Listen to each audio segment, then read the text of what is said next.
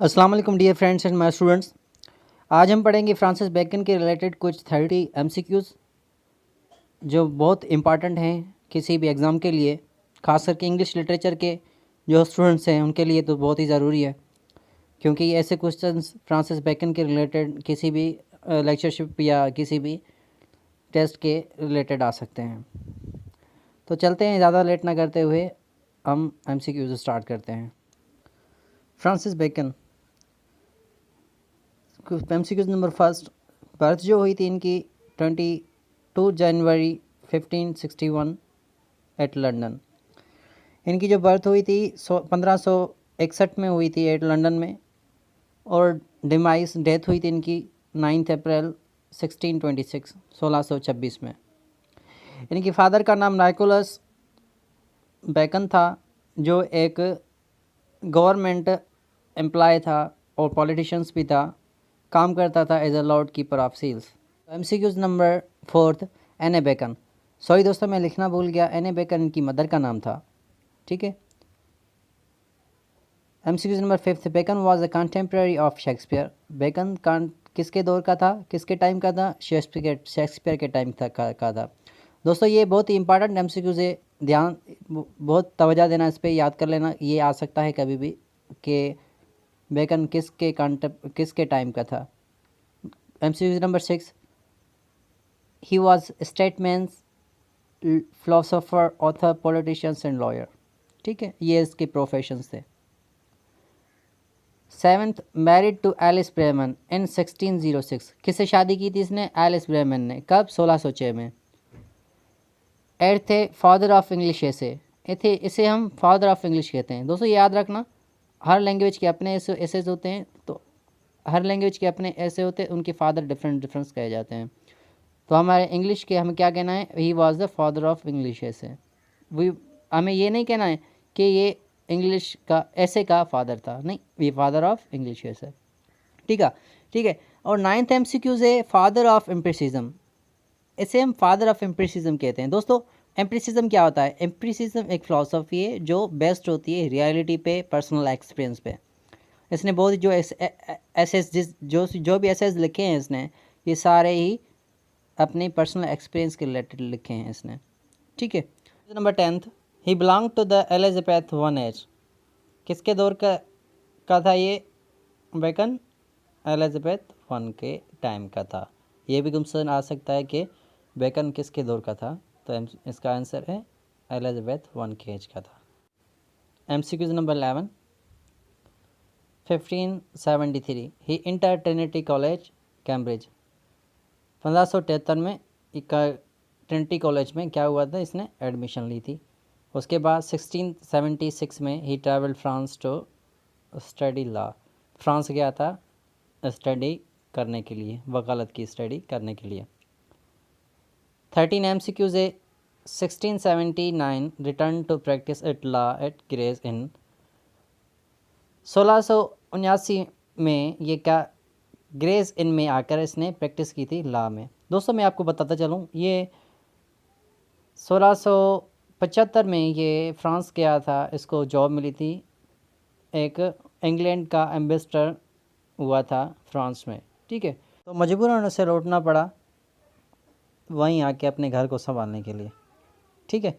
ये याद रखना, ये एम्बेसडर हुआ था 1675 में, ये मैंने ऐड नहीं किया, आप याद कर लेना, लिख लेना। 1675 में एम्बेसडर हुआ था फ्रांस में। उसके फादर की भी 2.5 साल बाद उसके फादर की डेथ हुई तो उसे वापस आना पड़ना अपने इंग्लैंड मदरलैंड पे, ठीक है। फिर उसे अपने घर को भी संभालना था उसके बाद। तो आगे चलते हैं एमसीक्यूज़ के साथ। एमसीक्यूज़ है he was elected as a member of parliament in 1584। ऐसे पार्लियामेंट में भी सीट मिल गई थी, कब?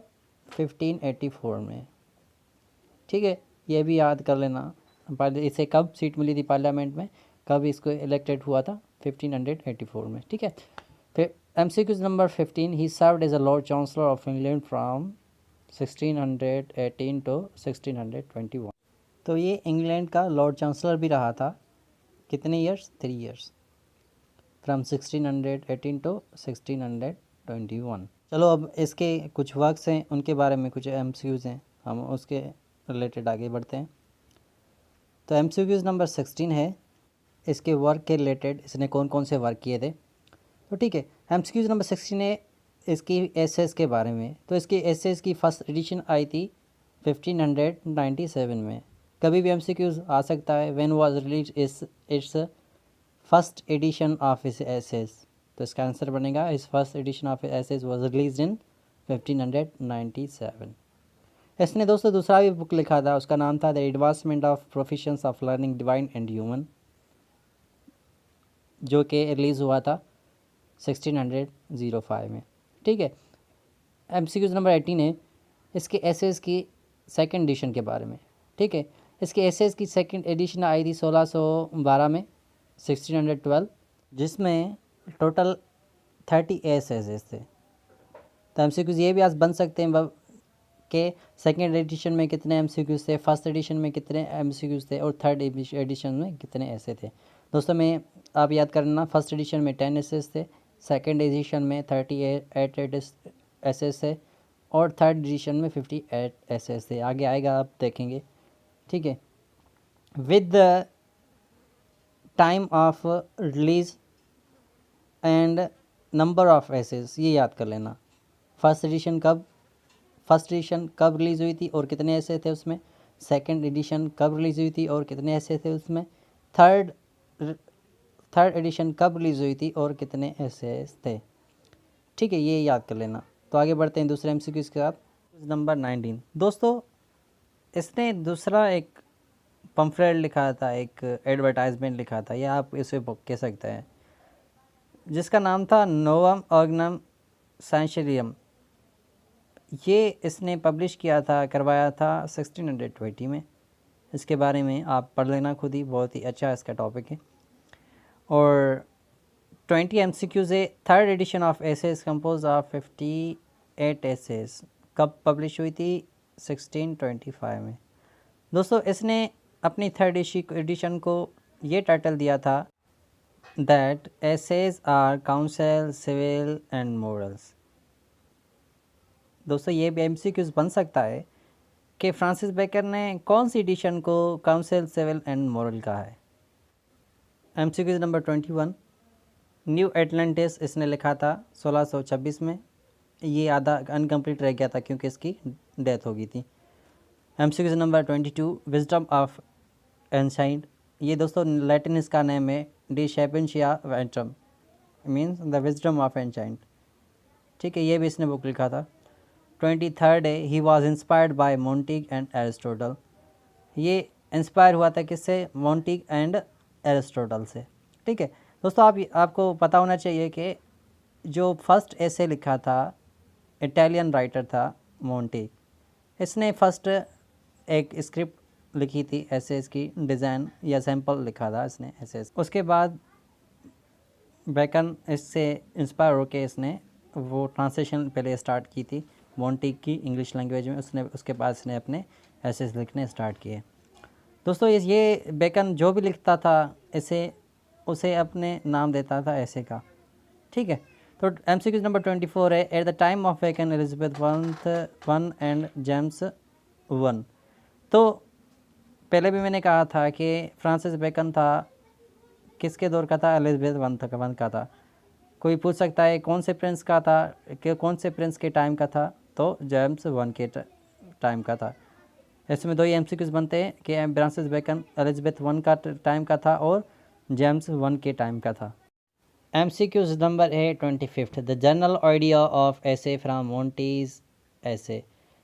तो दोस्तों, इसने किस ऐसे का आइडिया कहाँ से लिया था? मोंटी के ऐसे से लिया था, जो कि एक इटालियन राइटर था। दोस्तों, MCQs number 26, the wisest the brightest and the meanest of Mankind. ऐसे ये टाइटल दिया गया था, जो कि अलेक्जेंडर ने दिया था इसे।